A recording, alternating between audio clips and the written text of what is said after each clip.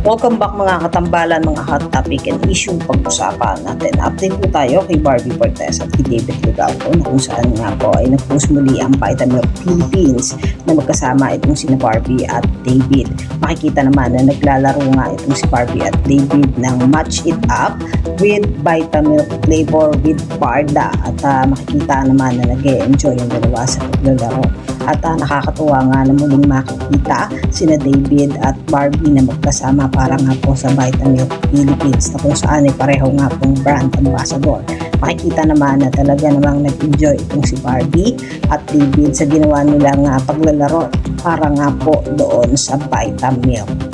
Makikita talaga na very comfortable na magkasama at magkatrabaho itong sina David at Barbie. Cortez naman po ay nag-share naman ng ilang mga photo at ito nga po ay ang naganap na event sa SM Mall of Asia para nga po sa Oppo. Makikita naman yung ilang mga photos na kung saan ay nag-enjoy naman itong si Barbie doon sa naganap na event at may hawak pa nga ito na phone ng Oppo. Makikita rin na nag-selfie itong si Barbie sa mga po yung statue ng Oppo. At makikita naman na lutang ang kagandahan ng isang Barbie Corteza doon sa suot niya na pulang dress. At ang Oppo nga po ay magkakaroon ng Grand Christmas Raffle by my Oppo app for the chance to win exciting prizes including 500,000 smartphone and gift voucher. At ito nga po ay promo until January 6, 2026. Yan po yung mga update natin ngayon kay Barbie at kay David. Kayo mga katambalan, ano ang masasabi niyo? Comment lang sa comment section. Pag-usapan natin.